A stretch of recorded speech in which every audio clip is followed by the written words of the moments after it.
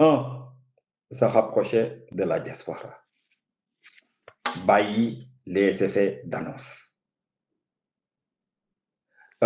Beneen bi moom mooy que ne diaspora bi fii ñu toll nii li ñu soxla moom mooy kan mooy préserver nos intérêts, kan mooy doon suñu défenseur. Parce que ñun j'ai l'impression que ñun au niveau de la diaspora amuñu bàjjen, amuñu nijaay yu ñuy défendre. Lan moo tax ma koy wax. J'ai listé un certain nombre de problèmes yoo xam ne muy yow muy man ñun ñëpp ku ci awul di nga ci awi ci. On a les litiges fonciers. Mais ñun dañu teg ay vaches laitières. Cheikh fi mu ne ni tey jii ñu de la diaspora ku ci bëgg a tabax wala ku ci bëgg jënd terrain di nga yónnee xaalis wala di nga commencer mais sa fit du dal parce que gis nañ li ñi fiy def chaque fois. Mais il faut que loolu ñu encadrer ko. Il faut ñu xool am na des pays qui ont fait des avancées significatives dans ce domaine. Le Maroc pour ne pas le citer. Chaque année fii il y a le salon de l'habitat marocain. Ay notaires, ay avocats, ay agences immobilières. Mais pourquoi ne pas s'en inspirer? Tey jii nii. Oui, et puis c'est tellement important que da ngay gis seen public ci bisu RATP, cela veut dire que les moyens ñu ngi ci quoi. Non, c'est une volonté politique moo koy accompagner de concert avec les concernés. Du état bi kese mooy décider. Da ngay ñi nga xam ne Cheikh yow mii tey jii nii doo ma bëggee jàppale. Si je ne joue pas le jeu, amoo chance réussir. C'est à ce niveau foofu la ñuy wax ça veut dire nous waa diaspora litige foncier yi dañ cee sonn. Il faut que état bi waxtaan ci ak ñun ko mettre les mécanismes pour que sunu xel dal ci côté boobu. Il y a aussi les litiges familiaux. Muy soit ay situation yoo xam ne gis nañ fi ay jigéen sunuy jigéen ñoo xam ne dañu am ay problème ak seen jëkkër yi ñu am beneen nationalité xale yi mi ngi noonu am na tamit ñun ci góor ñi ay ñoo xam ne voilà da nga am ay da nga sëyoon ci beneen nationalité mais c'est des drames qui se jouent en silence. Mais concrètement Ben expliquez-moi parce que je comprends pas concrètement lan mooy xew si loolu. Mais yenn saa yi nga gis koo xam ne ndaw si day jël dem ak ay doomam moom du xam mu ne mes. Donc il faut qu'au niveau des consulaires donc des consulats li ñuy wax protection consulaire mu doon quelque chose d'effectif. Mais des deux côtés ça veut dire que ne tey tamit duñu accuser kese les consulats ne leen def ñu seen liggéey mais ñun tamit il faut que ñu am benn culture. Foofu par exemple dama ci naw nos frères maliens bu ne cëpp France ngay sans papier ngay avec papier le premier réflexe c'est d'aller au consulat identifier wu fa. Nous on ne le fait pas. Kooku tamit da ci am maanaam pour tamit nit ki mën la jàppale. C'est bien beau de dire que l'État ne fait rien, mais ñun tamit dañ ci am wàll. Il faut que ñu de concert avec les autorités consulaires ñu xool nan la ñuy teg benn plan de communication wala noo xam ne nañu sensibiliser nos compatriotes maliens. Mais justement, est-ce que consulat yi aussi lajjiwuñu si côté boobu la communication pour parce que man quelquefois il y a beaucoup de Sénégalais man la ñuy bu ñu bëggee yeneen information si consulat bi te man je travaille pas au consulat. Ah man mii di wax ak yow nii y a beaucoup de gens qui pensent que je travaille au consulat parce que bon voilà on sert de relais. Am nañ eu la chance d'avoir des connaissances ou bien certains de nos camarades qui sont là-bas qui peuvent nous aiguillonner, qui peuvent nous dire bon voilà cas bi nii la war a def ne la war def wala ne ko du amee jot na aw consulat ñun dinañ ko booleeg le service compétent mais loolu tamit du c'est des actes yoo xam ne mënul wéy il faut que nous, chacun d'entre nous, ait cette culture.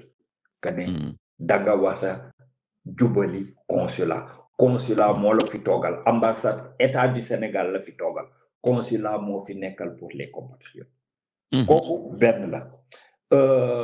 beneen bi mooy li jëm ci koom moom mooy que il faut ñu am benn quote-part boo xam ne c'est dédié à la diaspora par rapport aux revenus tirés de nos richesses li jëm ci pétrole bi ak gaz.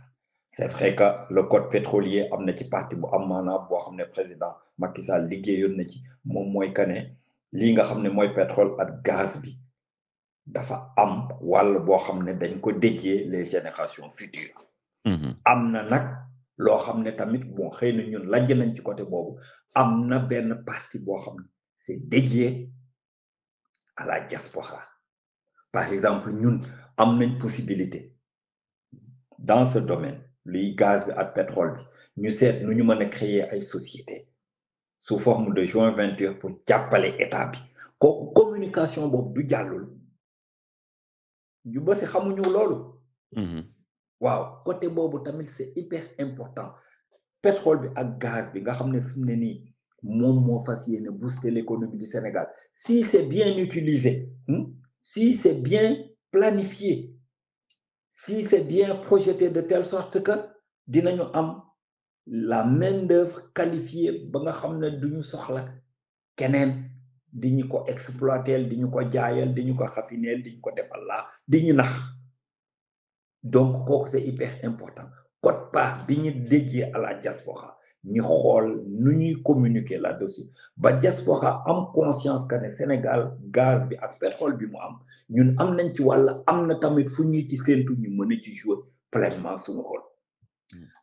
beneen bi moom mooy les binationaux. sunu doom yi fi juddoo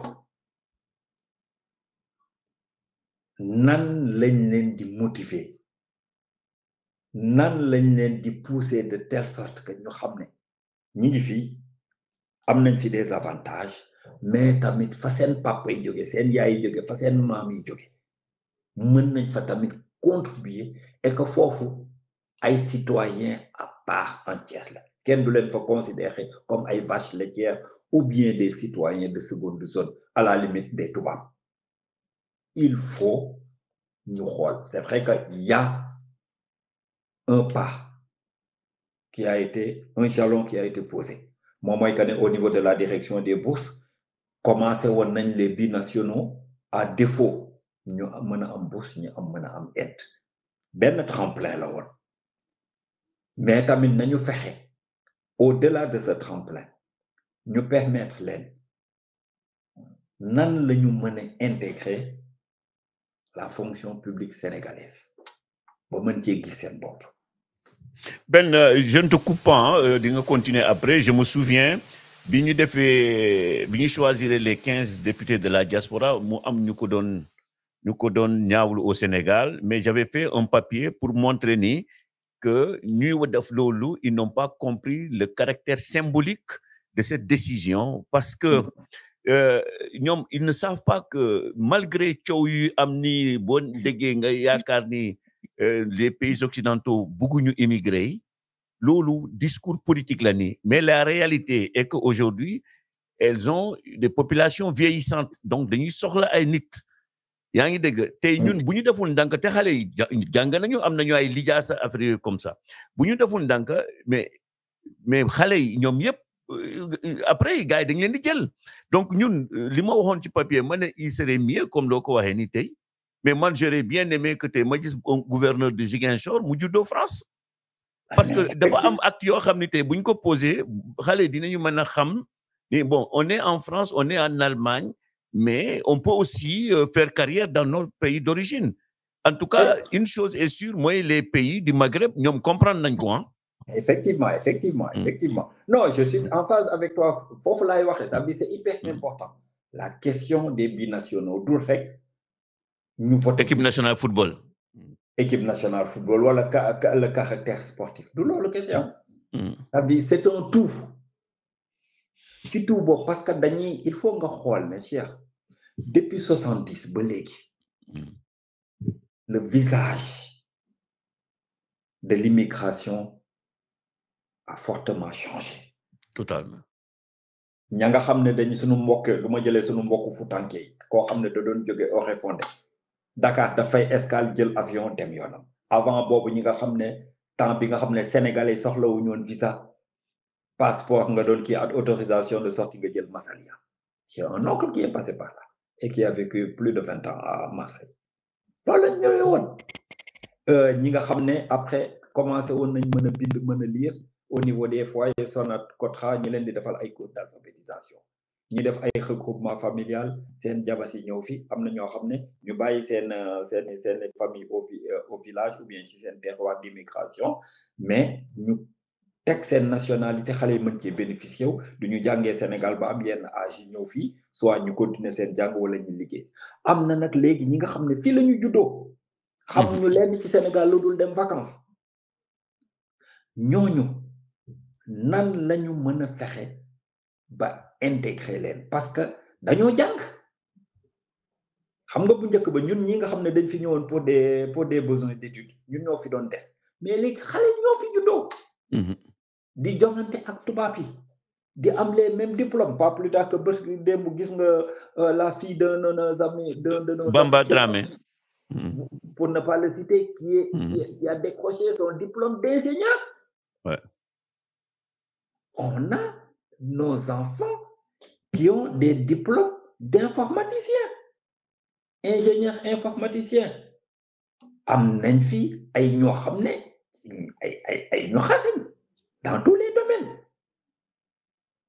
am na ci ñoo xam ne fi mu ne nii ña nga chez Airbus am na ci ñoo xam ne ñi nga Thales am na ñoo xam ne ay kàngam lañ au niveau de Enedis production d'électricité en France ak ci ñi nga xam ne ñu ngi ci université yi nekk ay jàngalekat nekk ay chercheurs donc ñooñu nan lañ leen mën a inciter de telle sorte que ñu mën a servir le pays d'origine. Est-ce que Ben, ça ne passe pas d'abord par l'accessibilité des billets d'avion parce que tey yow bu fekkee ni chaque année am nga possibilité yóbbu sax doom yi ñu dem vacances Sénégal miin culture bi bon bu fekkee ni le billet coûte 1 500 €, été bi 1 600 €, ma foi tu ramasses pas de l'argent.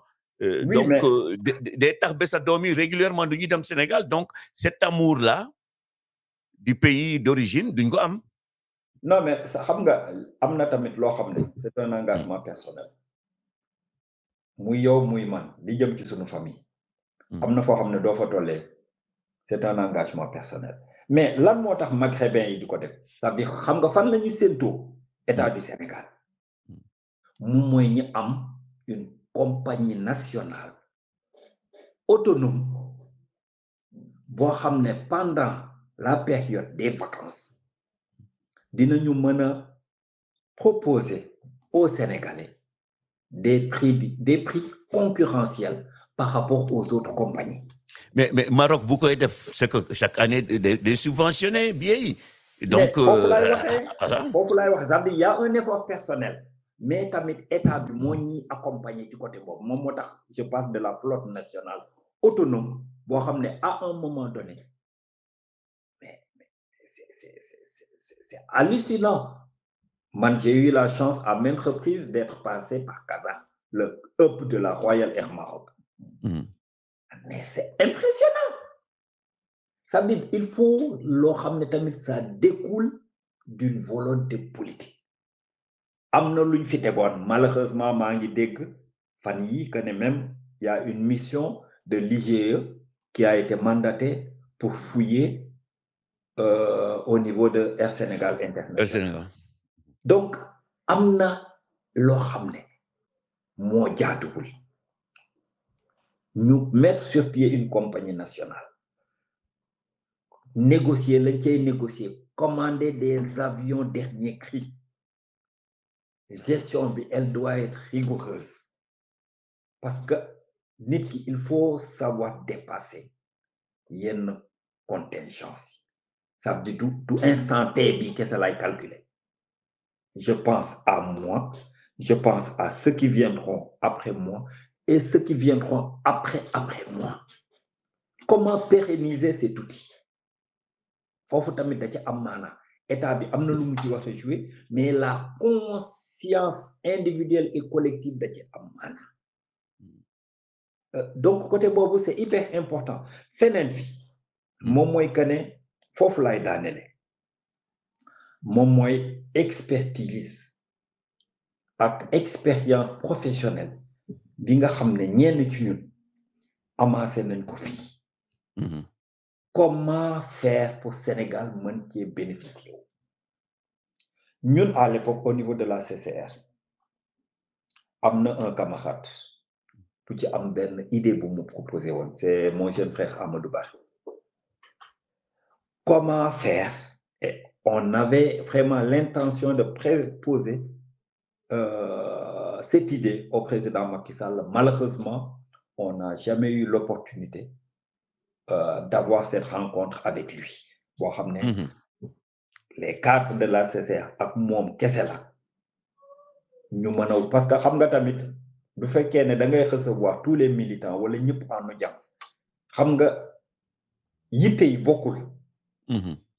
Malheureusement, il y a beaucoup de fois où des audiences étaient prévues, mais à la dernière minute, soit parce que son calendrier ne lui permettait pas, ou alors des fois aussi indiscipline, boo xam ne ci sunu biir la woon fex tax léegi mu recevoir tout le monde, délivrer un message, dem, alors que le but du jeu, c'était pas ça. C'est possible. Quelle était l'idée développée, proposée par Amadou Ba? Amadou Barry. Barry. Ouais, Amadou Barry, oui. L'idée, c'était laquelle? Moom mooy que ne qu'on puisse établir des passerelles. Ça veut dire ñun mel na ñun fii am fi benn expérience que ça soit au niveau am na ñu bët ñun ñoo xam ne ils sont dans l'administration française ou bien ils ont été dans l'administration française. Comme maintenant le doyen Mamadou Dem, il a été délégué au préfet ici en Île-de-France.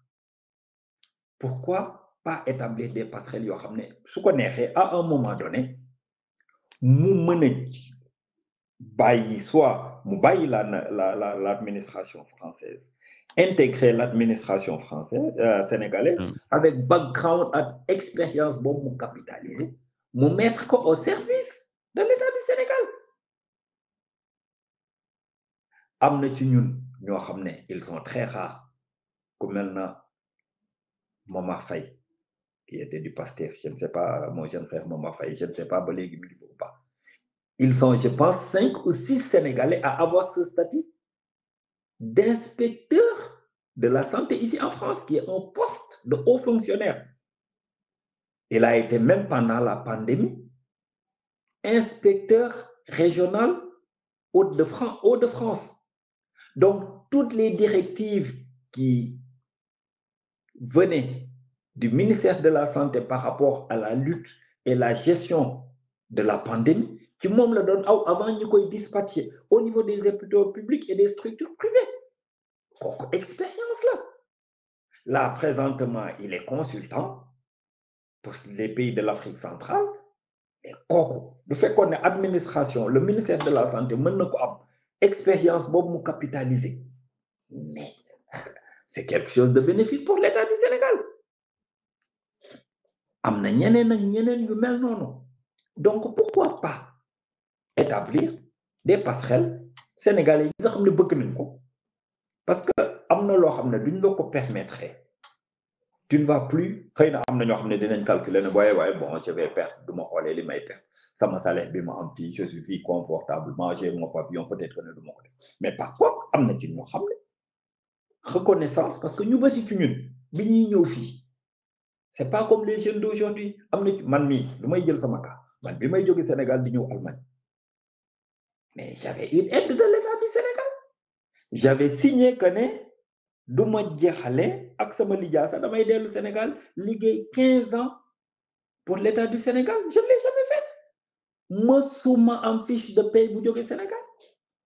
te pourtant Sénégal moo ma financé. Mhm. Sénégal bi ma nekkee CI ba ni ma nekkee terminal ba ni ma awee université Dakar ba ni ma fa bàyyee jóge fa ñëw Allemagne c'est l'État du Sénégal c'est l'argent du contribuable sénégalais mais kooku est-ce que war ñu ma mën a permettre expérience bi ma fi capitaliser surtout que man dama am double parcours liggéey Sénégal liggéey Allemagne liggéey fii France est-ce que mënuma ko faire bénéficier l'État du Sénégal avant ma retraite donc passerelle bi le but du jeu c'est ça am na ci ñoo xam ne mën nañu du fekkee ne bëgguñu perte seen salaire mën nañu demander indisponibilité pour 2 ans du fekkee ne ils sont dans l'administration française ñu dem intégrer l'administration sénégalaise c'est des possibilités ça veut dire que ne dans tout ça il faut juste une volonté politique pour loolu mu mën a nekk. Mhm. Et c'est quelque chose de bénéfique pour l'État du Sénégal parce que am na ñun luñ fi jànge am na ay méthodes yoo xam ne peut-être duñ ko appliquer au niveau de l'administration sénégalaise dina am benn plus-value bu mu indi. Tout à fait. Donc voilà ces choses yoo xam ne képp ku nekk au pouvoir il faut nga bàyyi ci xel.